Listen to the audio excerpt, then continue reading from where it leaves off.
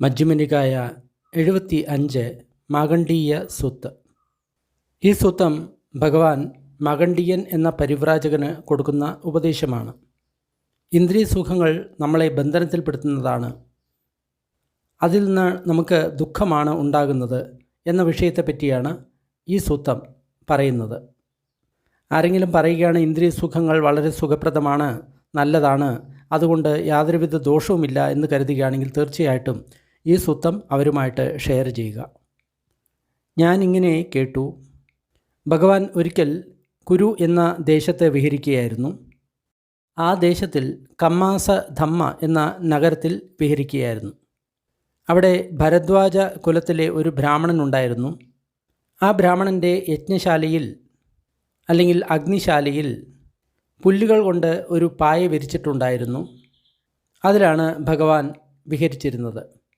അതിനുശേഷം രാവിലെ ഭഗവാൻ വസ്ത്രം അണിഞ്ഞ് ഭിക്ഷാപാത്രവും അതേപോലെ തന്നെ ചീവരവും എടുത്തുകൊണ്ട് കമ്മാസ ധമ്മ എന്ന നഗരത്തിൽ ഭിക്ഷാടനത്തിന് ഇറങ്ങി. കമ്മാസ ധമ്മ എന്ന നഗരത്തിൽ ഭിക്ഷാടനം കഴിഞ്ഞതിന് ശേഷം ഭക്ഷണം കഴിച്ചതിന് ശേഷം തിരിച്ചു വരുന്ന സമയത്ത് ഒരു വനത്തിൽ ദിവസത്തിലെ ധ്യാനത്തിനായിട്ട് പ്രവേശിച്ചു. ആ വനത്തിൻ്റെ ഉള്ളിൽ പ്രവേശിച്ച് ഒരു വൃക്ഷത്തിൻ്റെ ചുവട്ടിൽ ദിവസത്തിലെ ധ്യാനത്തിനായിട്ട് അദ്ദേഹം ഇരുന്നു. അപ്പോൾ മാഗണ്ഡീയ എന്ന പരിവ്രാജകൻ നടക്കാൻ പോവുകയായിരുന്നു. അപ്പോൾ ഭരദ്വാജ കുലത്തിലെ ബ്രാഹ്മണൻ്റെ യജ്ഞശാലയ്ക്ക് അടുത്ത് അദ്ദേഹം വന്നു. അപ്പോൾ അവിടെ വിരിച്ചിരിക്കുന്ന പുല്ലുകൊണ്ടുള്ള പായ അദ്ദേഹം കണ്ടു. അപ്പോൾ ഭരദ്വാജ കുലത്തിലെ ആ ബ്രാഹ്മണനോട് അദ്ദേഹം ഇങ്ങനെ ചോദിച്ചു, ഭരദ്വാജ, ആർക്ക് വേണ്ടിയിട്ടാണ് ഈ പുൽപ്പായ ഇവിടെ വിരിച്ചു വച്ചിരിക്കുന്നത്? ഇത് ഒരു ശ്രമണൻ്റെ ശയ്യയാണ് എന്ന് തോന്നുന്നു. ശ്രമണൻ എന്ന് പറയുന്ന സമയത്ത് ശ്രമം ചെയ്യുന്ന വ്യക്തി, ഭിക്ഷു എന്നാണ് അർത്ഥം. മാഗണ്ഡീയ, ഇത് ശ്രമണ ഗൗതമൻ്റെയാണ്. അദ്ദേഹം ശാക്യവംശത്തിലെയാണ്. ശാക്യകുലത്തിൽ നിന്ന് അദ്ദേഹം വീടുപേക്ഷിച്ച് ഭിക്ഷുവായതാണ്. അദ്ദേഹത്തിനെപ്പറ്റി ഇത്ര നല്ല ഒരു പ്രസിദ്ധമായിട്ടുള്ള കാര്യം എല്ലായിടത്തും പരന്നിട്ടുണ്ട്. അദ്ദേഹം ഭഗവാനാണ്, അർഹന്തനാണ്, സമ്പുദ്ധനാണ്, വിദ്യയിലും ആചരണത്തിലും സമ്പന്നനാണ്, പരിശുദ്ധനാണ്, ലോകത്തെ മുഴുവൻ അറിഞ്ഞിട്ടുള്ള വ്യക്തിയാണ്, പരിശീലിക്കാൻ ആഗ്രഹിക്കുന്നവർക്ക് നല്ല രീതിയിൽ പരിശീലനം കൊടുക്കുന്ന വ്യക്തിയാണ്, ദേവന്മാരുടെയും മനുഷ്യരുടെയും ശാസ്താവാണ്, ബുദ്ധനാണ്, ഭഗവാനാണ്. ഈ പായ അദ്ദേഹത്തിന് വേണ്ടിയിട്ടാണ് വിരിച്ചു വച്ചിരിക്കുന്നത്. ഭരദ്വാജ, ഇത് ഒരു ദുഃഖകരമായിട്ടുള്ള ദൃശ്യമാണ്. തീർച്ചയായിട്ടും ദുഃഖകരമായിട്ടുള്ള ഒരു ദൃശ്യം തന്നെയാണ്. ശിശുക്കളെ കൊല്ലുന്ന ഒരു ശ്രമണ ഗൗതമന് വേണ്ടിയിട്ടാണ് ഒരു പായ ഇവിടെ വിരിച്ചു വച്ചിരിക്കുന്നത്. അപ്പോൾ ഭരദ്വാജ ബ്രാഹ്മണൻ ഇങ്ങനെ പറഞ്ഞു, മാഗണ്ഡീയ, താങ്കൾ പറയുന്നത് സൂക്ഷിച്ച് പറയുക. താങ്കൾ പറയുന്ന കാര്യം സൂക്ഷിച്ച് പറയുക. ഇവിടെ ഒരുപാട് ക്ഷത്രിയ പണ്ഡിതന്മാരുണ്ട്, ബ്രാഹ്മണ പണ്ഡിതന്മാരുണ്ട്, ഗൃഹസ്ഥ പണ്ഡിതന്മാരുണ്ട്, ശ്രമണ പണ്ഡിതന്മാരുണ്ട്. അവരെല്ലാവരും ഗൗതമശാസ്താവിനോട് ശ്രദ്ധ പുലർത്തുന്ന വ്യക്തികളാണ്. അവരെയെല്ലാം അദ്ദേഹം ആര്യധർമ്മത്തിൽ നയിച്ചിട്ടുണ്ട്. അത് വളരെ കുശലകരമായിട്ടുള്ള അഭ്യാസമാണ്, പുണ്യകരമായിട്ടുള്ള അഭ്യാസമാണ്.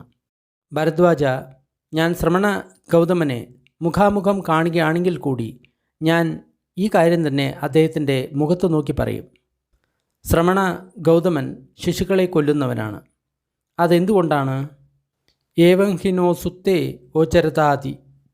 ഉറങ്ങിക്കിടക്കുന്ന സമയത്ത് എനിക്ക് ഇങ്ങനെ ഒരു വിചാരം വന്നു. മാഗണ്ഡീയ, താങ്കൾക്ക് വിരോധമില്ലെങ്കിൽ ഈ കാര്യം ഞാൻ ശ്രമണ ഗൗതമനോട് പറയാം. ഭരദ്വാജി, അതിൽ യാതൊരുവിധ പ്രശ്നവുമില്ല. ഞാൻ പറഞ്ഞത് അതേപോലെ തന്നെ താങ്കൾക്ക് അദ്ദേഹത്തോട് പറയാവുന്നതാണ്. മനുഷ്യർക്ക് അതീതമായിട്ടുള്ള പരിശുദ്ധമായിട്ടുള്ള ആ ദിവ്യ സ്രോതധാതുവിനാൽ ഭരദ്വാജ കുലത്തിലെ ബ്രാഹ്മണനും മാഗണ്ഡീനും തമ്മിലുള്ള ഈ സംഭാഷണം ശ്രവിച്ചു. വൈകുന്നേരമായി കഴിഞ്ഞപ്പോൾ ഭഗവാൻ തൻ്റെ ധ്യാനത്തിൽ നിന്ന് എഴുന്നേറ്റ് ഭരദ്വാജ കുലത്തിലെ ബ്രാഹ്മണൻ്റെ യജ്ഞശാലയിലുള്ള ആ പുൽപ്പായയിൽ അദ്ദേഹം ഇരുന്നു. ആ സമയത്ത് ഭരദ്വാജ കുലത്തിലെ ബ്രാഹ്മണൻ ബുദ്ധൻ്റെ അടുത്ത് പോയി അദ്ദേഹത്തെ വന്ദിച്ചു. വന്ദനവും കുശലപ്രശ്നവും കഴിഞ്ഞതിന് ശേഷം അദ്ദേഹം ഒരു ഭാഗത്ത് ഇരുന്നു. അപ്പോൾ ഭഗവാൻ ഭരദ്വാജ കുലത്തിലെ ബ്രാഹ്മണനോട് ഇങ്ങനെ പറഞ്ഞു: ഭരദ്വാജ, പരിവ്രാജകൻ മാഗണ്ഡീനുമായിട്ട് താങ്കൾ ഈ പുൽപ്പായെപ്പറ്റി എന്തെങ്കിലും ചർച്ച ചെയ്തിരുന്നോ? ഭഗവാൻ ഇങ്ങനെ പറഞ്ഞപ്പോൾ ആ ബ്രാഹ്മണന് ഞെട്ടലുണ്ടായി. ആ ബ്രാഹ്മണന് അതിയായിട്ടുള്ള രോമാഞ്ചമുണ്ടായി. എന്നിട്ട് അദ്ദേഹം ഭഗവാനോട് ഇങ്ങനെ പറഞ്ഞു: ഞാനും ഇതേ കാര്യം താങ്കളോട് പറയാനിരിക്കുകയായിരുന്നു. എന്നാൽ ഞാൻ പറയുന്നതിന് മുമ്പ് തന്നെ ഗൗതമശാസ്താവ് ഈ കാര്യത്തെപ്പറ്റി പറഞ്ഞു. എന്നാൽ ഭഗവാനും ബ്രാഹ്മണനും തമ്മിലുള്ള ആ സംഭാഷണം അവിടെ തന്നെ മുറിഞ്ഞുപോയി. ആ സമയത്ത് പരിവ്രാജകനായിട്ടുള്ള മാഗന്ധീയൻ നടക്കാനിറങ്ങിയതായിരുന്നു. ബ്രാഹ്മണൻ്റെ യജ്ഞശാലയിൽ വന്നു. ഭഗവാന്റെ അടുത്ത് പോയി അദ്ദേഹത്തെ അഭിവാദ്യം ചെയ്തു. അഭിവാദ്യവും കുശലപ്രശ്നങ്ങൾക്കും ശേഷം മാഗണ്ഡീയൻ ഒരു ഭാഗത്ത് ഇരുന്നു. അപ്പോൾ ഭഗവാൻ ആ പരിവ്രാജകൻ മാഗണ്ഡീയനോട് ഇങ്ങനെ പറഞ്ഞു: മാഗന്ധിയ, കണ്ണിന് രൂപത്തെ ഇഷ്ടമാണ്. അത് അതിനെ സ്നേഹിക്കുന്നു, ആസ്വദിക്കുന്നു. ഇവിടെ പറയാൻ പോകുന്നത് നമ്മുടെ ഇന്ദ്രിയങ്ങളും ഇന്ദ്രിയങ്ങളുടെ വിഷയങ്ങളെ പറ്റിയും ആണ്. കണ്ണ് എന്ന ഇന്ദ്രിയം, അതിൻ്റെ വിഷയമാണ് രൂപം. അതേപോലെ കാതിൻ്റെ ശബ്ദം, മൂക്കിൻ്റെ ഗന്ധം, നാവിൻ്റെ രസം, ശരീരത്തിൻ്റെ സ്പർശം തുടങ്ങിയവ. അതിനെ തഥാഗതൻ മെരുക്കിയിരിക്കുകയാണ്, നിയന്ത്രിച്ചിരിക്കുകയാണ്, സംരക്ഷിച്ചിരിക്കുകയാണ്, കടിഞ്ഞാണിട്ടിരിക്കുകയാണ്. മാഗണ്ഡിയ, താങ്കൾ എന്നെ ഒരു ശിശുവിനെ കൊല്ലുന്നവൻ എന്ന് പറഞ്ഞപ്പോൾ ഈ കാര്യത്തെപ്പറ്റിയാണോ താങ്കൾ ഉദ്ദേശിച്ചത്? അതായത് ഇവിടെ പറയാൻ ഉദ്ദേശിച്ചത്, ആ രൂപം കണ്ണിൽ സ്പർശിക്കുന്ന സമയത്ത് തന്നെ അതിനെ ഇല്ലാതാക്കി, പിന്നെ അതിനെ മുന്നോട്ട് പോകാൻ സമ്മതിച്ചില്ല. സംഖ്യ, വേദന, സംസ്കാരം ഇതൊന്നും പിന്നീട് ജോലി ചെയ്യാൻ സമ്മതിച്ചില്ല. രൂപത്തെ കണ്ട ഉടനെ തന്നെ അതിനെ അവിടെ കൊന്നു. അതാണ് ഇവിടെ പറയാൻ ഉദ്ദേശിക്കുന്നത്. ഗൗതമശാസ്ത്ര, അതുതന്നെയാണ് ഞാൻ പറയാൻ ഉദ്ദേശിച്ചത്. വളരെ കൃത്യമായിട്ട് അതുതന്നെയാണ് ഞാൻ പറയാൻ ഉദ്ദേശിച്ചത്. അത് എന്തുകൊണ്ടാണ് എന്തെന്നാൽ, ഞാൻ ഉറങ്ങിക്കിടക്കുന്ന സമയത്ത് ഈ കാര്യം എൻ്റെ മനസ്സിൽ വന്നു. കാത് ശബ്ദത്തെ ഇഷ്ടപ്പെടുന്നു, അതിനെ സ്നേഹിക്കുന്നു, ശബ്ദത്തിനെ ആസ്വദിക്കുന്നു. അതിനെ തഥാഗതൻ മെരുക്കിയിട്ടുണ്ട്, വശത്താക്കിയിട്ടുണ്ട്, നിയന്ത്രിച്ചിട്ടുണ്ട്, സംരക്ഷിച്ചിട്ടുണ്ട്, കടിഞ്ഞാണിട്ടിട്ടുണ്ട്. മാഗണ്ഡേയ, ശിശുവിനെ കൊല്ലുന്ന ഒരു വ്യക്തി എന്ന് എന്നെ പറഞ്ഞത് ഇത് ഉദ്ദേശിച്ചിട്ടാണോ? അതേ ബന്ധേ, തീർച്ചയായിട്ടും ഇതിനെ തന്നെയാണ് ഞാൻ ഉദ്ദേശിച്ചത്. അതെന്തുകൊണ്ടാണ്? ഞാൻ ഉറങ്ങുന്ന സമയത്ത് ഈ രീതിയിലുള്ള വിചാരം എൻ്റെ മനസ്സിൽ വന്നു. ഇതേപോലെ തന്നെ ബാക്കിയുള്ള കാര്യങ്ങളെയും പറ്റി പറയുന്നു. മൂക്കിൽ വരുന്ന ഗന്ധം അതിനെ ഇഷ്ടമാണ്, സ്നേഹിക്കുന്നു, ആസ്വദിക്കുന്നു. അതേപോലെ തന്നെ നാവിൽ വരുന്ന രുചി അതിനെ ഇഷ്ടമാണ്, സ്നേഹിക്കുന്നു, ആസ്വദിക്കുന്നു. ശരീരത്തിൽ സ്പർശം അതിനെ ഇഷ്ടപ്പെടുന്നു, സ്നേഹിക്കുന്നു, ആസ്വദിക്കുന്നു. അതേപോലെ തന്നെ മനസ്സിൽ ഉണ്ടാകുന്ന ധർമ്മത്തെ ഇഷ്ടപ്പെടുന്നു, സ്നേഹിക്കുന്നു, ആസ്വദിക്കുന്നു. അതിനെ തഥാഗതൻ മെരുക്കിയിട്ടുണ്ട്, നിയന്ത്രിച്ചിട്ടുണ്ട്, സംരക്ഷിച്ചിട്ടുണ്ട്, കടിഞ്ഞാണിട്ടിട്ടുണ്ട്. മാഗണ്ഡ, ഞാൻ ശിശുവിനെ കൊല്ലുന്നവനാണ് എന്ന് താങ്കൾ പറഞ്ഞപ്പോൾ ഇതിനെപ്പറ്റിയാണോ പറഞ്ഞത്? ഗൗതമശാസ്ത്ര, തീർച്ചയായിട്ടും ശിശുവിനെ കൊല്ലുന്നവനാണ് എന്ന് ഞാൻ പറഞ്ഞപ്പോൾ ഇതിനെ തന്നെയാണ് ഞാൻ ഉദ്ദേശിച്ചത്. അത് എന്തുകൊണ്ടാണ്? ഞാൻ ഉറങ്ങിക്കിടക്കുന്ന സമയത്ത് ഇത് എൻ്റെ മനസ്സിൽ വന്നു. മാഗണ്ഡിയ, താങ്കൾ എന്താണ് കരുതുന്നത്? ഉദാഹരണമായിട്ട് ഒരു വ്യക്തിയെ എടുക്കുക. ആ വ്യക്തി കണ്ണിൽ സ്പർശിക്കുന്ന രൂപത്തെ ഇഷ്ടമാണ്, ആഗ്രഹിക്കുന്നുണ്ട്, അത് അനുകൂലമാണ്, സുഖകരമാണ്, കാമത്തെ ഉണ്ടാക്കുന്നതാണ്, രസിപ്പിക്കുന്നതാണ്. അതിനെ ആ വ്യക്തി ആസ്വദിക്കുകയാണ്. പിന്നീട് കുറച്ചു കാലം കഴിയുന്ന സമയത്ത് ആ വ്യക്തി അതിൻ്റെ ഉദയത്തെ അറിയുന്നു, അസ്തമയത്തെ അറിയുന്നു, ആസ്വാദനത്തിൻ്റെ പ്രശ്നം അല്ലെങ്കിൽ ഭയം മനസ്സിലാക്കുന്നു. അതിൽ നിന്ന് പുറത്തെങ്ങനെ വരണം എന്നുള്ള കാര്യം മനസ്സിലാക്കുന്നു. അപ്പോൾ കാമത്തിനോടുള്ള തൃഷ്ണയും അതിനോടുള്ള രാഗവും ഉപേക്ഷിക്കുന്നു. അതിനാൽ അതിനോട് രാഗമില്ലാതെ മനസ്സ് ഉള്ളിൽ ശാന്തമാക്കി വയ്ക്കുന്നു. മാഗണ്ഡീയ, അവരോട് താങ്കൾക്ക് എന്താണ് പറയാനുള്ളത്? ഗൗതമശാസ്ത്ര, അവരോട് എനിക്കൊന്നും തന്നെ പറയാനില്ല. മാഗണ്ഡീയ, താങ്കൾ എന്താണ് കരുതുന്നത്? ഉദാഹരണമായിട്ട് ഒരു വ്യക്തി എടുക്കുക.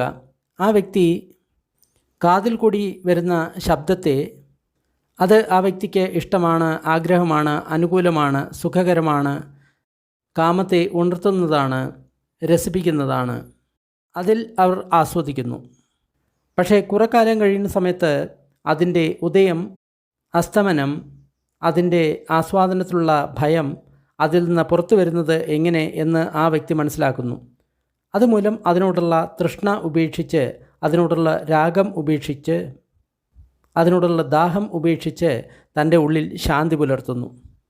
മാഗണ്ഡീയ, അവരെപ്പറ്റി താങ്കൾക്ക് എന്താണ് പറയാനുള്ളത്? ഒന്നുമില്ല ഗൗതമശാസ്താവേ. അതേപോലെ തന്നെ മൂക്കിൽ വരുന്ന ഗന്ധം, നാവിൽ വരുന്ന രുചി, ശരീരത്തിൽ വരുന്ന സ്പർശം, അത് അവർക്ക് ഇഷ്ടമാണ്, ആഗ്രഹിക്കുന്നതാണ്, അനുകൂലമാണ്, സുഖകരമാണ്, കാമത്തെ ഉണർത്തുന്നതാണ്, രസിപ്പിക്കുന്നതാണ്. എന്നാൽ കുറേ സമയത്തിന് ശേഷം ആ കാര്യത്തിൻ്റെ ഉദയം, അതേപോലെ തന്നെ അസ്തമനം, അതിൻ്റെ ആസ്വാദനത്തിലെ ഭയം അല്ലെങ്കിൽ അപകടം, അതിൽ നിന്ന് എങ്ങനെയാണ് പുറത്തു വരേണ്ടത് എന്ന് ആ വ്യക്തി ശരിയായിട്ടുള്ള രീതിയിൽ മനസ്സിലാക്കുന്നു. അപ്പോൾ ആ സ്പർശത്തിനോടുള്ള തൃഷ്ണ ഉപേക്ഷിച്ച്, ആ സ്പർശത്തോടുള്ള രാഗം ഉപേക്ഷിച്ച്, അതിനോട് ഒട്ടും ദാഹമില്ലാതെ ഉള്ളിൽ ആ വ്യക്തി ശാന്തി നിലനിർത്തുന്നു. അവരെപ്പറ്റി മാഗണ്ഡീയന് എന്തെങ്കിലും പറയാനുണ്ടോ? ഒന്നുമില്ല ഗൗതമശാസ്താവേ. മാഗണ്ഡീയ, ഞാൻ ഭിക്ഷുവാകുന്നതിന് മുമ്പ് ഗൃഹസ്ഥനായിരുന്ന സമയത്ത് ഞാനും ഈ കാര്യങ്ങളെയെല്ലാം ആസ്വദിച്ചിരുന്നു, അതിനെ നേടാൻ ശ്രമിച്ചിരുന്നു, അതിൽ ലിപ്തമായിരുന്നു. കണ്ണിൽ ഉണ്ടാകുന്ന രൂപം അതിനെ ഇഷ്ടമാണ്, ആഗ്രഹിക്കുന്നതാണ്, അനുകൂലമാണ്, സുഖത്തെ തരുന്നതാണ്, കാമത്തെ ഉണർത്തുന്നതാണ്, രസിപ്പിക്കുന്നതാണ്. അതേപോലെ തന്നെ ചെവിയിൽ വരുന്ന ശബ്ദം അത് ഇഷ്ടമാണ്, ആഗ്രഹിക്കുന്നതാണ്, അനുകൂലമാണ്, സുഖകരമാണ്, കാമത്തെ ഉണർത്തുന്നതാണ്, രസിപ്പിക്കുന്നതാണ്. അതേപോലെ തന്നെ മൂക്കിൽ വരുന്ന ഗന്ധം, നാവിൽ വരുന്ന രുചി, ശരീരത്തിൽ വരുന്ന സ്പർശം, അത് ഇഷ്ടമാണ്, ആഗ്രഹിക്കുന്നതാണ്, അനുകൂലമാണ്, സുഖകരമാണ്, കാമത്തെ ഉണർത്തുന്നതാണ്, രസിപ്പിക്കുന്നതാണ്. മാഗണ്ഡീയ, എനിക്ക് 3 കൊട്ടാരങ്ങളുണ്ടായിരുന്നു. ഒന്ന് മഴക്കാലത്തേക്കുള്ളത്, ഒന്ന് തണുപ്പ് കാലത്തേക്കുള്ളത്, ഒന്ന് ചൂട് കാലത്തേക്കുള്ളത്. ഞാൻ മഴക്കാലത്ത് ഒരിക്കലും പുറത്തിറങ്ങാതെ ആ കൊട്ടാരത്തിൽ തന്നെയാണ് കഴിഞ്ഞിരുന്നത്. അവിടെ എന്നെ പാട്ടുകൊണ്ട് രസിപ്പിക്കുന്ന ഗായകർ ഉണ്ടായിരുന്നു. അവരൊന്നും പുരുഷന്മാരായിരുന്നില്ല. അതായത് എല്ലാം സ്ത്രീ ഗായികമാരായിരുന്നു എന്നാണ് പറയുന്നത്. എന്നാൽ കുറേ സമയത്തിന് ശേഷം ഇന്ദ്രിയ സുഖങ്ങളുടെ തുടക്കം, അസ്തമയം, അതിൻ്റെ ആസ്വാദനത്തിൻ്റെ അപകടം, ഇന്ദ്രിയ സുഖങ്ങളിൽ നിന്ന് എങ്ങനെ പുറത്തു വരാം എന്ന് അറിഞ്ഞപ്പോൾ ആ ഇന്ദ്രിയ സുഖങ്ങളോടുള്ള തൃഷ്ണ ഉപേക്ഷിച്ചു, ഇന്ദ്രിയ സുഖങ്ങളോടുള്ള രാഗത്തെ ഉപേക്ഷിച്ചു, അതിനോടുള്ള ദാഹമില്ലാതായി. എൻ്റെ മനസ്സ് ഉള്ളിൽ ശാന്തമായിട്ട് നിലകൊണ്ടു.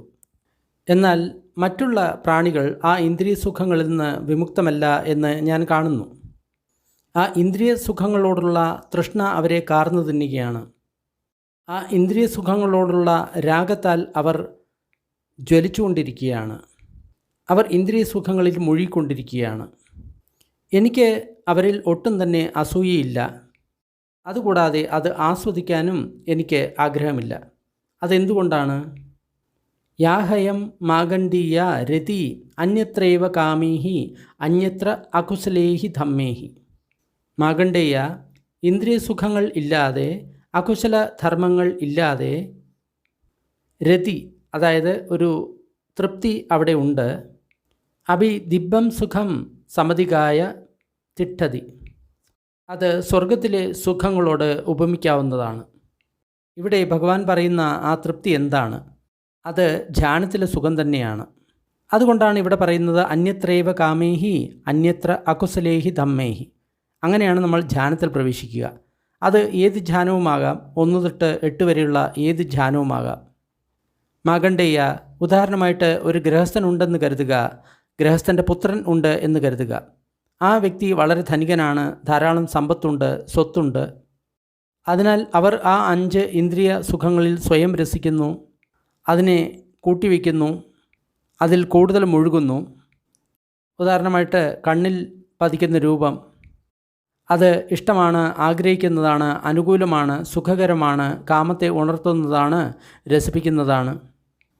കാതിൽ വരുന്ന ശബ്ദം, അതും ഇഷ്ടമാണ്, ആഗ്രഹിക്കുന്നതാണ്, അനുകൂലമാണ്, സുഖത്തെ ഉണ്ടാക്കുന്നതാണ്, കാമത്തെ ഉണ്ടാക്കുന്നതാണ്, രസിപ്പിക്കുന്നതാണ്.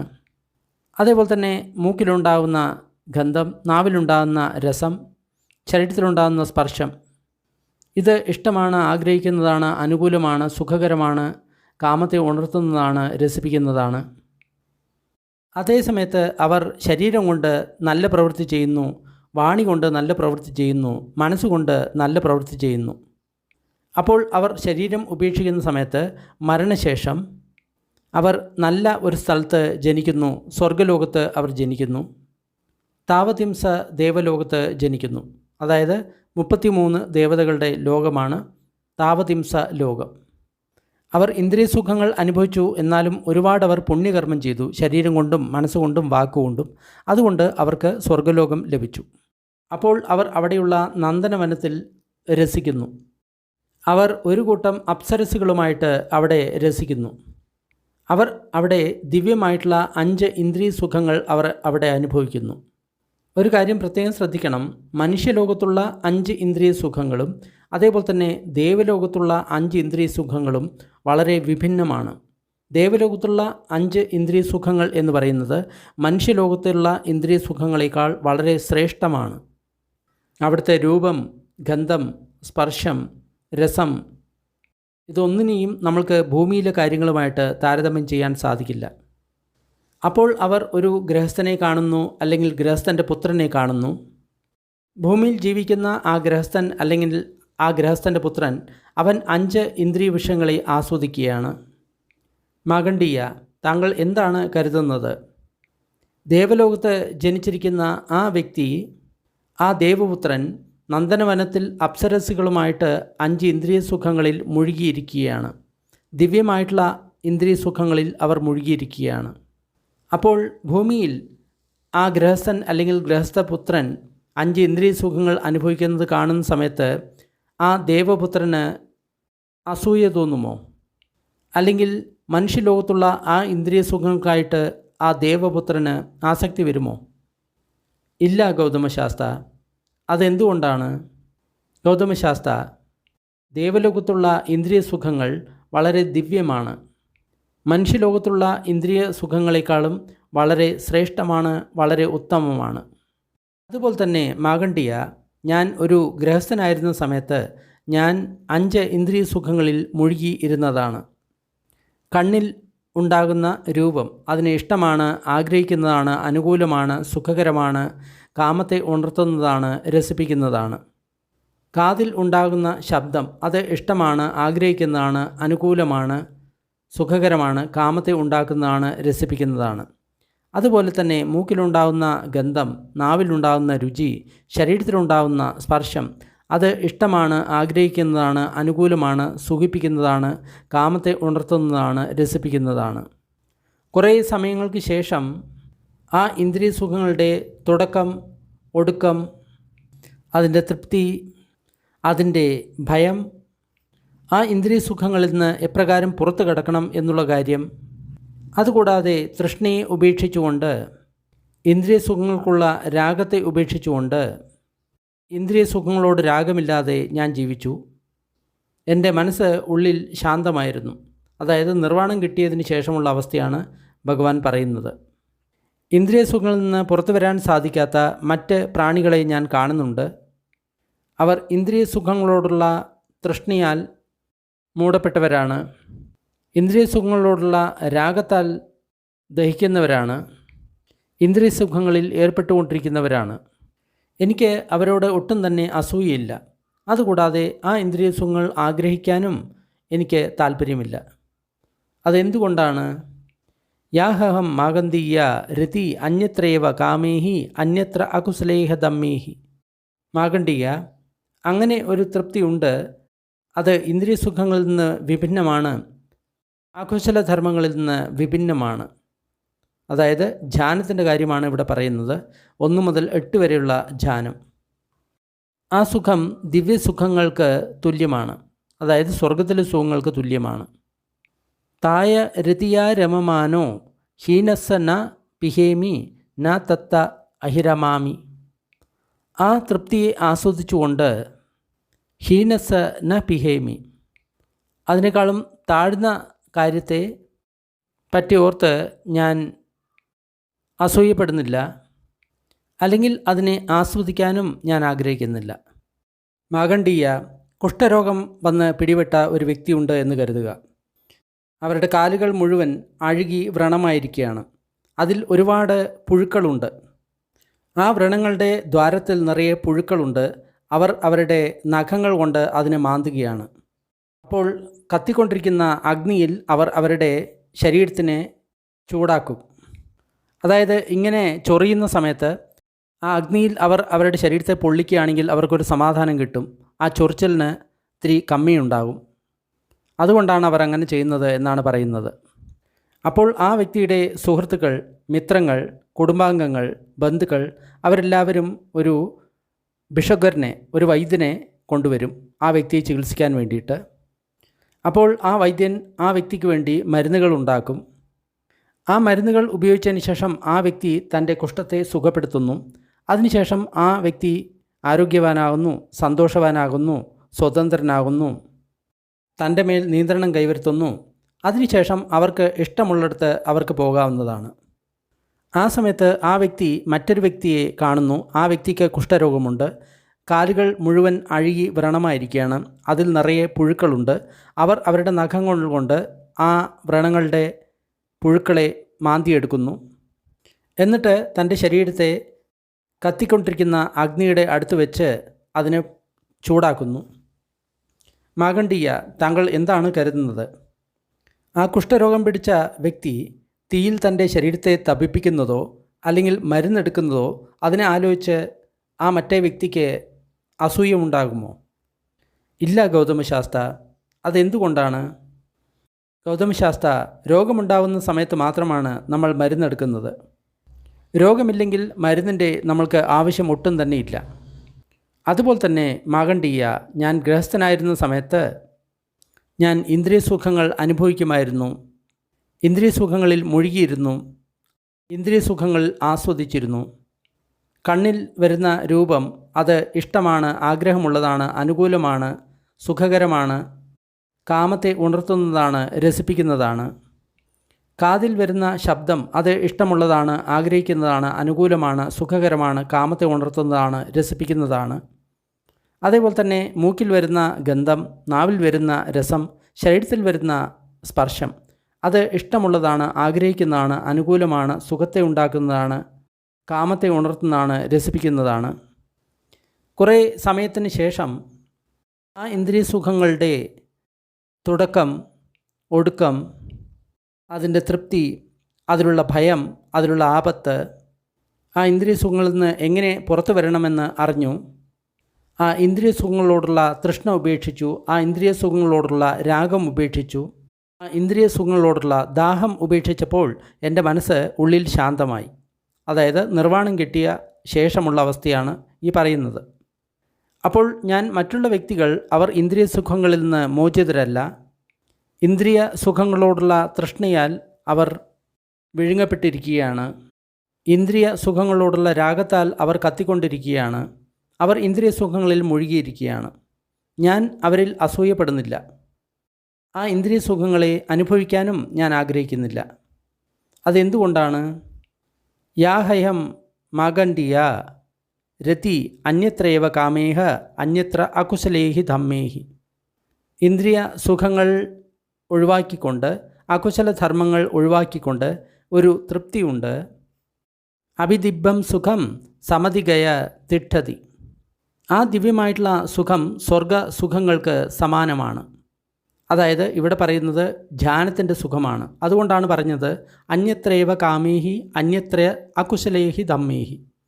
കാരണം അവിടെ ഇന്ദ്രിയ സുഖങ്ങളില്ല, അകുശല ധർമ്മങ്ങളില്ല. തായ രതിയ രമമാനോ ഹീനസ ന പിഹേമി ന തത്ത അഭിരമാമി. ആ തൃപ്തിയെ ആസ്വദിച്ചുകൊണ്ട് അതിനേക്കാളും താഴ്ന്ന ഒരു കാര്യത്തിൽ ഞാൻ അസൂയപ്പെടുന്നില്ല. അത് ആസ്വദിക്കാനും ഞാൻ താല്പര്യപ്പെടുന്നില്ല. മാഗണ്ഡീയ, കുഷ്ഠരോഗം ബാധിച്ച ഒരു വ്യക്തി ഉണ്ടെന്ന് സങ്കല്പിക്കുക. അവരുടെ കാലുകൾ മുഴുവൻ വ്രണമാണ്. അതിൽ ഒരുപാട് പുഴുക്കളുണ്ട്. അപ്പോൾ അവരുടെ നഖങ്ങൾ കൊണ്ട് അവർ അതിൽ മാന്തുകയാണ്. കത്തിക്കൊണ്ടിരിക്കുന്ന കൽക്കരിയുടെ മേലെ അവർ അവരുടെ ശരീരം കാണിച്ച് അതിന് ചൂടാക്കുന്നു. അപ്പോൾ ആ വ്യക്തിയുടെ സുഹൃത്തുക്കൾ, ബന്ധുക്കൾ, കുടുംബക്കാർ അവർ ഒരു വൈദ്യനെ ഈ വ്യക്തിയെ ചികിത്സിക്കാനായിട്ട് കൊണ്ടുവരുന്നു. അപ്പോൾ ആ വൈദ്യൻ ആ കുഷ്ഠരോഗിക്കായിക്കൊണ്ട് മരുന്ന് തയ്യാറാക്കുന്നു. ആ മരുന്ന് ഉപയോഗിച്ച് ആ കുഷ്ഠരോഗി തൻ്റെ കുഷ്ഠത്തിൽ നിന്ന് മുക്തനാകുന്നു. അവർക്ക് ആരോഗ്യം കൈവന്നു, സന്തോഷം കൈവന്നു, സ്വതന്ത്രനായി, സ്വന്തം യജമാനനായി അവർക്ക് ഇഷ്ടമുള്ള ഇടത്തേക്ക് അവർക്ക് പോകാവുന്നതാണ്. അപ്പോൾ 2 ബലവാനായിട്ടുള്ള പുരുഷന്മാർ ആ വ്യക്തിയുടെ കൈപിടിച്ച് അവരെ കത്തിക്കൊണ്ടിരിക്കുന്ന ഒരു അഗ്നികുണ്ഡത്തിൻ്റെ അടുത്തേക്ക് കൊണ്ടുപോവുകയാണ്. മാഗണ്ട, താങ്കൾ എന്ത് കരുതുന്നു? അപ്പോൾ ആ വ്യക്തി രക്ഷപ്പെടാൻ വേണ്ടിയിട്ട് മുന്നോട്ടും പിന്നോട്ടും കുതിരയോടാൻ വേണ്ടി ശ്രമിക്കില്ലേ? തീർച്ചയായിട്ടും ഗൗതമശാസ്താവേ, അതെന്തുകൊണ്ടാണ്? എന്തെന്നാൽ ആ അഗ്നിയെ സ്പർശിച്ചു കഴിഞ്ഞ് കഴിഞ്ഞാൽ ശരീരത്തിന് വേദനയുണ്ടാകും. ആ അഗ്നി പൊള്ളലുണ്ടാക്കുന്നതാണ്. ആ അഗ്നി ചാമ്പലാക്കുന്നതാണ്. മാഗണ്ടിയ, താങ്കൾ എന്താണ് കരുതുന്നത്? മാഗണ്ടിയ, ഇപ്പോൾ മാത്രമാണോ ആ അഗ്നിയെ സ്പർശിച്ചാൽ വേദനയുണ്ടാകുന്നത്? ഇപ്പോൾ മാത്രമാണോ ആ അഗ്നി പൊള്ളലുണ്ടാക്കുന്നത്? ഇപ്പോൾ മാത്രമാണോ ആ അഗ്നി ചാമ്പലാക്കുന്നത്? അതോ മുൻപും അത് ദുഃഖകരമായിരുന്നോ? ഗൗതമശാസ്ത്ര, ആ അഗ്നി ഇപ്പോഴും സ്പർശിച്ചാൽ ദുഃഖം തരുന്നതാണ്. മുൻപും അത് സ്പർശിച്ചാൽ ദുഃഖം തരുന്നതാണ്. അത് മുൻപും സ്പർശിച്ചാൽ പൊള്ളലുണ്ടാക്കുന്നതാണ്. മുൻപും അത് കത്തിച്ചാമ്പലാക്കുന്നതാണ്. ആ വ്യക്തി നേരത്തെ കുഷ്ഠരോഗത്താൽ ബാധിച്ച വ്യക്തിയായിരുന്നു. കാലുകളിൽ മുഴുവൻ വ്രണങ്ങളുണ്ടായിരുന്നു. അതിൽ നിറയെ പുഴുക്കളുണ്ടായിരുന്നു. അപ്പോൾ അവരുടെ നഖങ്ങൾ കൊണ്ട് അവരതിനെ മാന്തുമായിരുന്നു. എന്നാൽ അവരുടെ ഇന്ദ്രിയങ്ങൾ ആ സമയത്ത് ശരിയായിട്ടുള്ള രീതിയിൽ പ്രവർത്തിച്ചിരുന്നില്ല. അതായത് തൊലി എന്നത് ഒരു ഇന്ദ്രിയമാണ്. അത് ആ സമയത്ത് ശരിയായിട്ടുള്ള രീതിയിൽ പ്രവർത്തിച്ചിരുന്നില്ല. ആ സമയത്തും ആ അഗ്നി വളരെ വേദന നൽകുന്നതായിരുന്നു സ്പർശിച്ചു കഴിഞ്ഞ് കഴിഞ്ഞാൽ. എന്നാൽ അവരുടെ ഇന്ദ്രിയങ്ങൾ ശരിയായിട്ടുള്ള രീതിയിൽ പ്രവർത്തിക്കാതിരുന്നതുകൊണ്ട് അവർക്ക് അത് സുഖകരമായിട്ട് തോന്നി. അത് തെറ്റായിട്ടുള്ള ഒരു തോന്നലായിരുന്നു. അതുപോലെ തന്നെ ഇന്ദ്രിയ സുഖങ്ങൾ, അത് ഭൂതത്തിലെ ആയാലും ശരി, വർത്തമാനകാലത്തിലെ ആയാലും ശരി, അല്ലെങ്കിൽ ഭാവിയിലെ ആയാലും ശരി, അത് സ്പർശിച്ചാൽ വേദനയുണ്ടാക്കുന്നതാണ്. അത് ആളി കത്തുന്നതാണ്, പൊള്ളലുണ്ടാക്കുന്നതാണ്, ചാമ്പലാക്കുന്നതാണ്. ഈ പ്രാണികൾ അവർ ഇന്ദ്രിയ സുഖങ്ങളിൽ നിന്ന് വിമുക്തരല്ല. ഇന്ദ്രിയ സുഖങ്ങളോടുള്ള തൃഷ്ണയാൽ അവർ വിഴുങ്ങപ്പെട്ടവരാണ്. ഇന്ദ്രിയ സുഖങ്ങളോടുള്ള രാഗത്താൽ അവർ കത്തിക്കൊണ്ടിരിക്കുകയാണ്. അതുമൂലം അവരുടെ ഇന്ദ്രിയങ്ങൾ വികലമായിട്ടാണ് പ്രവർത്തിക്കുന്നത്, ശരിയായിട്ടുള്ള രീതിയിലല്ല പ്രവർത്തിക്കുന്നത്. അതിനാൽ ആ ഇന്ദ്രിയ സുഖങ്ങൾ സ്പർശിക്കുന്ന സമയത്ത് വേദന ഉണ്ടാക്കുന്നതാണെങ്കിൽ പോലും അത് സുഖമാണ് എന്ന ഒരു തെറ്റായിട്ടുള്ള ഒരു ധാരണ അവർക്ക് ഉണ്ടാകുന്നു. അതായത് ഇന്ദ്രിയ സുഖങ്ങൾ എപ്പോഴും ദുഃഖകരമാണ്, പക്ഷേ ആ ഇന്ദ്രിയ സുഖങ്ങളോടുള്ള ആസക്തി മൂലം അത് സുഖകരമാണ് എന്നൊരു തെറ്റായിട്ടുള്ള ഒരു തോന്നൽ അവർക്ക് ഉണ്ടാകുന്നു. മാഗണ്ടീയ, ഒരു വ്യക്തി ഉണ്ടെന്ന് കരുതുക. ആ വ്യക്തിക്ക് കുഷ്ഠം ഉണ്ട് എന്ന് കരുതുക. കാലുകളിൽ മുഴുവൻ അവരുടെ വ്രണങ്ങളാണ്. അതിൽ ധാരാളം പുഴുക്കളുണ്ട്. അപ്പോൾ അവർ നഖങ്ങൾ കൊണ്ട് അതിനെ മാന്തുന്നു. എന്നിട്ട് ശരീരത്തിനെ കത്തുന്ന തീയിൻ്റെ അടുത്ത് കൊണ്ടുപോയി അതിനെ പൊള്ളിപ്പിക്കുന്നു. അവർ ആ വ്രണത്തെ എത്രത്തോളം പൊള്ളിപ്പിക്കുന്നുവോ, എത്രത്തോളം മാന്തുന്നുവോ, അത്രയധികം അവരുടെ വ്രണങ്ങൾ പഴുക്കുന്നു, അത്രയധികം ദുർഗന്ധം അതിൽ നിന്ന് വമിക്കുന്നു. അത് കൂടുതൽ കൂടുതൽ വ്രണമായിട്ട് മാറിക്കൊണ്ടിരിക്കുന്നു. എന്നാൽ ആ വ്രണത്തിലുള്ള ചൊറിച്ചൽ മൂലം അവർക്ക് അതിൽ നിന്ന് ഒരു സുഖവും തൃപ്തിയും അവർക്ക് ഉണ്ടാകുന്നു. അതുപോലെ തന്നെ മാഗണ്ടീയ, ഞാൻ മറ്റുള്ള പ്രാണികളെ കാണുന്നു. അവർ ഇന്ദ്രിയ സുഖങ്ങളിൽ നിന്ന് വിമുക്തരല്ല. അവർ ഇന്ദ്രിയ സുഖങ്ങളോടുള്ള തൃഷ്ണയാൽ വിഴുങ്ങപ്പെട്ടവരാണ്. ഇന്ദ്രിയ സുഖങ്ങളോടുള്ള രാഗത്താൽ അവർ കത്തിക്കൊണ്ടിരിക്കുന്നവരാണ്. ഇന്ദ്രിയ സുഖങ്ങളിൽ അവർ മുഴുകിക്കൊണ്ടിരിക്കുകയാണ്. അവർ എത്ര കൂടുതൽ ഇന്ദ്രിയ സുഖങ്ങളിൽ മുഴുകിക്കൊണ്ടിരിക്കുന്നുവോ അത്രയധികം ഇന്ദ്രിയ സുഖങ്ങളോടുള്ള രാഗം അവരിൽ വർദ്ധിക്കുന്നു. അവർ ഇന്ദ്രിയ സുഖങ്ങളോടുള്ള രാഗത്താൽ അപ്പോൾ കൂടുതൽ ജ്വലിച്ചുകൊണ്ടിരിക്കുന്നു. എന്നിരുന്നു കഴിഞ്ഞാലും ആ 5 ഇന്ദ്രിയ സുഖങ്ങളിൽ നിന്ന് അവർക്ക് ഒരു തരത്തിലുള്ള സുഖവും അതേപോലെ തന്നെ തൃപ്തിയും അനുഭവപ്പെടുന്നു. മാഗണ്ടീയ, താങ്കൾ എന്താണ് കരുതുന്നത്? താങ്കൾ ഏതെങ്കിലും രാജാവിനെ പറ്റി അല്ലെങ്കിൽ രാജാവിൻ്റെ മഹാമന്ത്രിയെപ്പറ്റി, അവർ ഭൂതത്തിലുള്ളവരായിരിക്കാം, വർത്തമാനത്തിലുള്ളവരായിരിക്കാം, അല്ലെങ്കിൽ ഭാവിയിലുള്ളവരായിരിക്കാം, അവർ ഇന്ദ്രിയ സുഖങ്ങളിൽ രസിക്കുകയാണ്, അതിൽ ആസ്വദിക്കുകയാണ്. അവർ ഇന്ദ്രിയ സുഖങ്ങളോടുള്ള രാഗത്തെ ഉപേക്ഷിക്കാതെ, ഇന്ദ്രിയ സുഖങ്ങളോടുള്ള തൃഷ്ണയെ ഉപേക്ഷിക്കാതെ, അതിനോടുള്ള ദാഹം ഉപേക്ഷിക്കാതെ അവരുടെ മനസ്സ് ഉള്ളിൽ ശാന്തമായിരിക്കുമോ? ഇല്ല ഗൗതമശാസ്ത്ര. സാധു മാഗണ്ഡീയ. വളരെ നന്നായി മാഗണ്ഡീയ. ഞാനും അത്തരത്തിലുള്ള ഒരു രാജാവിനെയോ അല്ലെങ്കിൽ മന്ത്രിയെയോ ഞാൻ കണ്ടിട്ടില്ല. അവർ 5 കാമഗുണങ്ങളിൽപ്പെട്ട് ഇരിക്കുകയാണ്. അതിൽ അവർ രസിച്ചു കൊണ്ടിരിക്കുകയാണ്. ആ കാമതൃഷ്ണയെ ഉപേക്ഷിക്കാതെ, ആ കാമരാഗത്തെ അവർ ഉപേക്ഷിക്കാതെ, അതിനോടുള്ള ദാഹത്തെ അവർക്ക് ഉപേക്ഷിക്കാതെ അവർക്ക് ഉള്ളിൽ ഒരു സമയത്തും ശാന്തി ഉണ്ടാകുകയില്ല. മാഗണ്ഡീയ. എന്നാൽ ഇതിന് വിപരീതമായിട്ട് ഭൂതത്തിലും ഭാവിയിലും വർത്തമാനത്തിലും ഉള്ള എല്ലാ ശ്രമണ ബ്രാഹ്മണരും അവരുടെ മനസ്സ് ആ കാമദാഹങ്ങളിൽ നിന്ന് വിമുക്തമാണ്. അതിനാൽ അവരുടെ മനസ്സ് ഉള്ളിൽ ശാന്തമായിട്ടാണ് ഇരിക്കുന്നത്. എന്തെന്നാൽ ഇന്ദ്രിയ സുഖങ്ങളുടെ തുടക്കം, അതിൻ്റെ അവസാനം, അതിൻ്റെ തൃപ്തി, അതിൽ ഉള്ള ഭയം, ആപത്ത്, ആ ഇന്ദ്രിയ സുഖങ്ങളിൽ നിന്ന് എങ്ങനെ പുറത്തു വരാം എന്ന് അവർ അറിഞ്ഞു. അപ്പോൾ അവർ ആ ഇന്ദ്രിയ സുഖങ്ങളോടുള്ള തൃഷ്ണ ഉപേക്ഷിച്ചു. ആ ഇന്ദ്രിയ സുഖങ്ങളോടുള്ള രാഗം അവർ ഉപേക്ഷിച്ചു. അപ്പോൾ അവരുടെ മനസ്സ് ശാന്തമായി. ആ സമയത്ത് ഭഗവാൻ ഒരു ഉദാനം ആലപിച്ചു. ആരോഗ്യ പരമാലാഭ. ആരോഗ്യമാണ് പരമമായിട്ടുള്ള ലാഭം. അതായത് രോഗങ്ങളിൽ നിന്നുള്ള മുക്തിയാണ് പരമമായിട്ടുള്ള ലാഭം. നിബ്ബാണം പരമം സുഖം. നിർവ്വാണമാണ് ഏറ്റവും നല്ല സന്തോഷം. അഠംഗികോച മഗ്ഗാനം ഖേമം അമൃതഗാമിനന്തി. ഈ അഷ്ടാംഗമായിട്ടുള്ള മാർഗം അത് വളരെ ക്ഷേമകരമാണ്, അമൃതത്തിലേക്ക് നയിക്കുന്നതാണ്, അതായത് മുക്തിയിലേക്ക് നയിക്കുന്നതാണ്. ഭഗവാൻ ഇങ്ങനെ പറഞ്ഞപ്പോൾ മാഗണ്ഡിയൻ ഭഗവാനോട് ഇങ്ങനെ പറഞ്ഞു: അച്ചര്യം ഭോ ഗൗതമ, അദ്ഭുതം ഭോ ഗൗതമ. ഗൗതമശാസ്താവേ, ഇത് വളരെ ആശ്ചര്യമാണ്, ഇത് വളരെ അത്ഭുതകരമാണ്. ഗൗതമശാസ്താവ് ഇതിനെ വളരെ നല്ല രീതിയിൽ തന്നെയാണ് പറഞ്ഞത്. ആരോഗ്യ പരമാലാഭ നിബ്ബാണം പരമം സുഖം. ആരോഗ്യമാണ് പരമമായിട്ടുള്ള ലാഭം, നിബ്ബാണമാണ് പരമമായിട്ടുള്ള സുഖം. ബന്ദേ, ഞാനും ഈ കാര്യം മുൻപുള്ള പരിവ്രാജകന്മാരിൽ നിന്ന്, ഗുരുക്കന്മാരുടെ ഗുരുക്കന്മാരിൽ നിന്ന് ഞാനിങ്ങനെ കേട്ടിട്ടുണ്ട്. ആരോഗ്യ പരമാലാഭ നിബ്ബാണം പരമം സുഖന്തി. ആരോഗ്യം പരമമായിട്ടുള്ള ലാഭമാണ്, പരമമായിട്ടുള്ള സുഖം നിബ്ബാണമാണ്. ഗൗതമശാസ്ത്ര, ഞാൻ ഇതിനോട് യോജിക്കുന്നു. എന്നാൽ മാഗണ്ഡീയ, മുൻപുണ്ടായിരുന്ന പരിവ്രാജകന്മാരിൽ നിന്ന് താങ്കൾ ഇതിനെപ്പറ്റി കേട്ടിട്ടുണ്ട്. ഗുരുക്കന്മാരിൽ നിന്നും ഗുരുക്കന്മാരുടെ ഗുരുക്കൾ നിന്നും ഇപ്രകാരം കേട്ടിട്ടുണ്ട്: ആരോഗ്യ പരമാലാഭ നിബ്ബാണം പരമം സുഗന്ധി. ആരോഗ്യം പരമമായിട്ടുള്ള ലാഭമാണ്, നിബ്ബാണം പരമമായിട്ടുള്ള സുഖമാണ് എന്ന്. എന്നാൽ ആ ആരോഗ്യം എന്താണ്, ആ നിബ്ബാണം എന്താണ് എന്നതിനെപ്പറ്റി ചോദിച്ചിട്ടുണ്ടോ? ഭഗവാൻ ഇങ്ങനെ ചോദിച്ചപ്പോൾ മാഗണ്ഡ്യൻ തൻ്റെ കാലുകളെ തൻ്റെ കൈകൾ കൊണ്ട് തലോടിയതിന് ശേഷം ഇങ്ങനെ പറഞ്ഞു: ഗൗതമശാസ്താവേ, ഇതുതന്നെയാണ് ആരോഗ്യം, ഇതുതന്നെയാണ് നിബ്ബാണം. ഗൗതമശാസ്താവേ, ഞാനിപ്പോൾ ആരോഗ്യവാനാണ്, സുഖമുള്ളവനാണ്. എനിക്ക് ഇപ്പോൾ രോഗങ്ങൾ ഒന്നും തന്നെയില്ല. മാഗണ്ഡീയ, ഒരു വ്യക്തി ജന്മനാ തന്നെ അന്ധനാണ് എന്ന് കരുതുക. ആ വ്യക്തിക്ക് അന്ധകാരമോ പ്രകാശമോ നീലയോ മഞ്ഞയോ ചുവപ്പോ ബ്രൗൺ നിറമോ എന്താണെന്ന് അവർക്ക് കാണാൻ സാധിക്കില്ല. നിരന്നു കിടക്കുന്ന വഴിയും അതേപോലെ തന്നെ ദുർഘടമായിട്ടുള്ള വഴിയും അവർക്ക് തിരിച്ചറിയാൻ സാധിക്കില്ല. സൂര്യനെയോ ചന്ദ്രനെയോ നക്ഷത്രങ്ങളെയോ അവർക്ക് കാണാൻ സാധിക്കില്ല.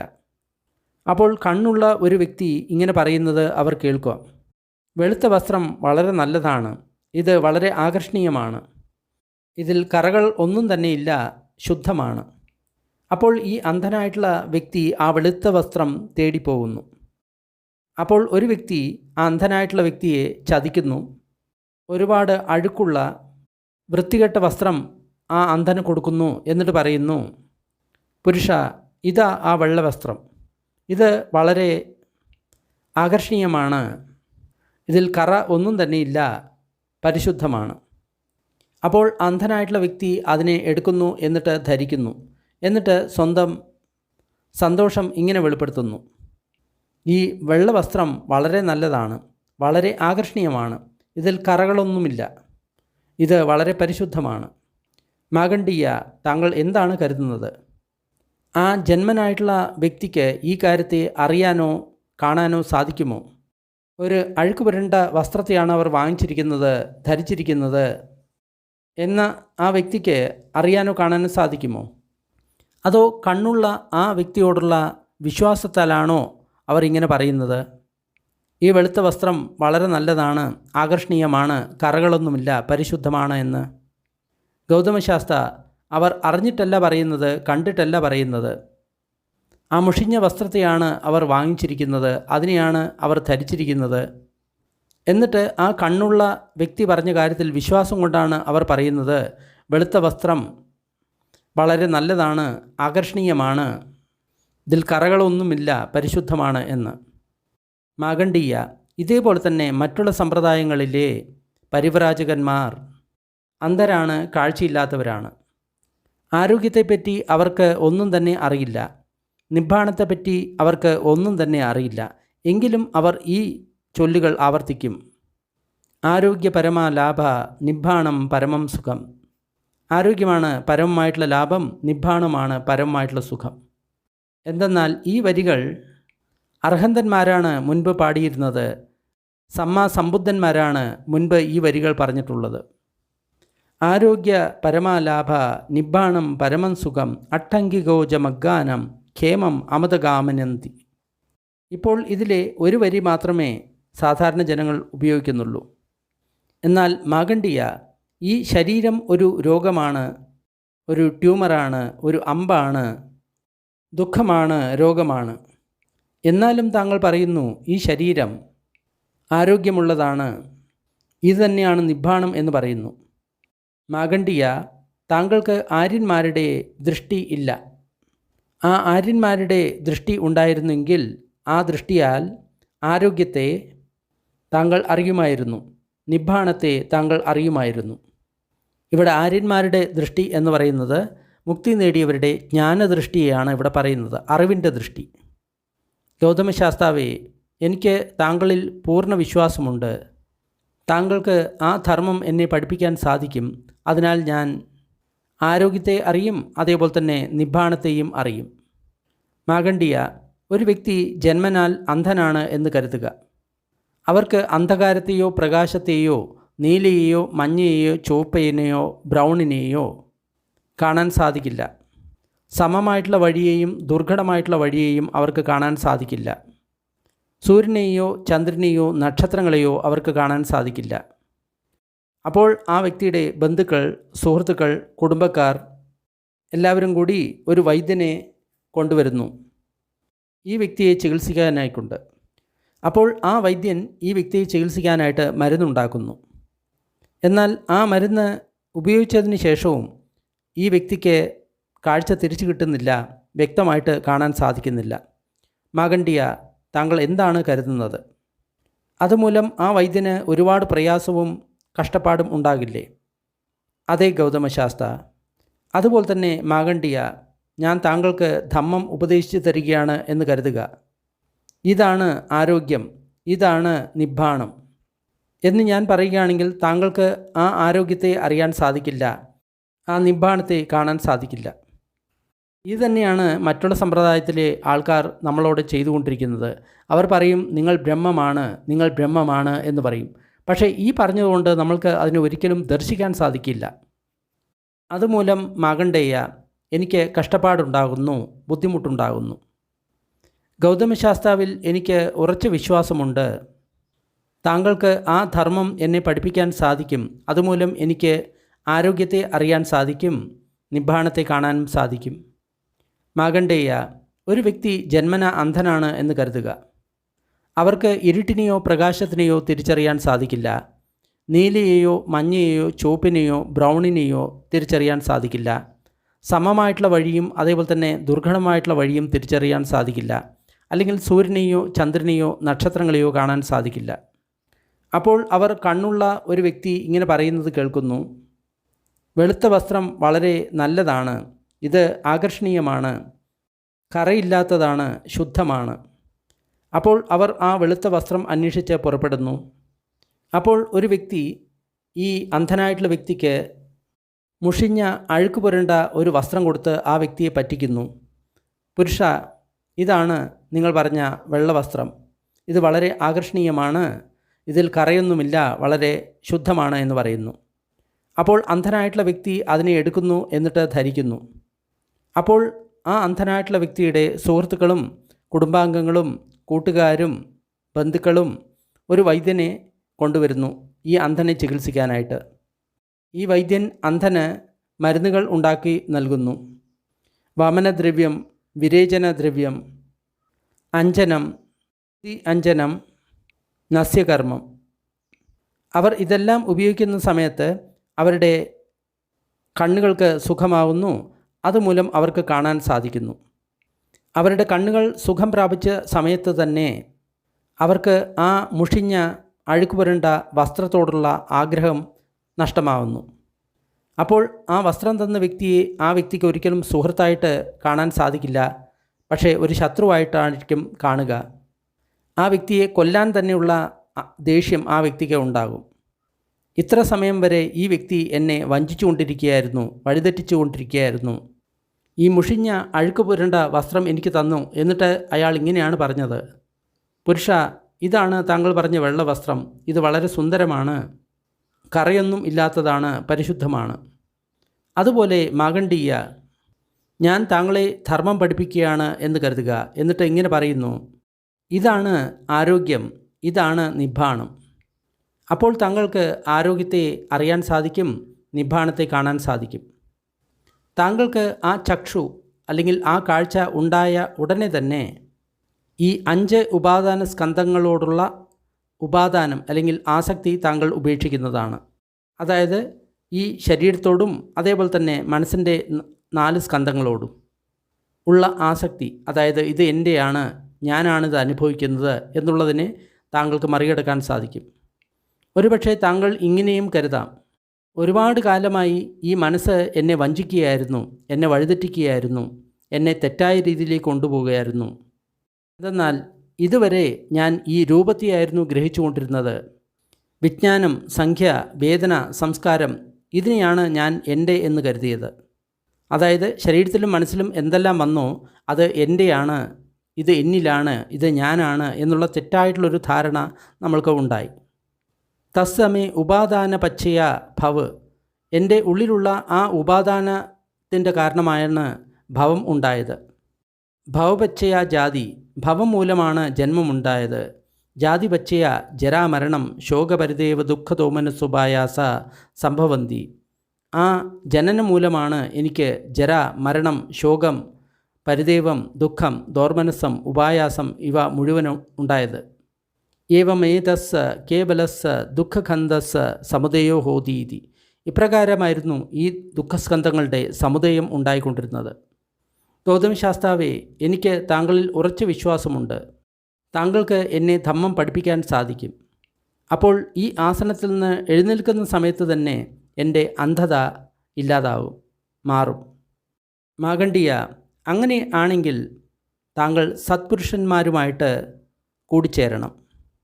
താങ്കൾ സത്പുരുഷന്മാരുമായിട്ട് കൂടിച്ചേരുന്ന സമയത്താണ് താങ്കൾക്ക് സത്യമായിട്ടുള്ള ധർമ്മത്തെ കേൾക്കാൻ സാധിക്കുന്നത്.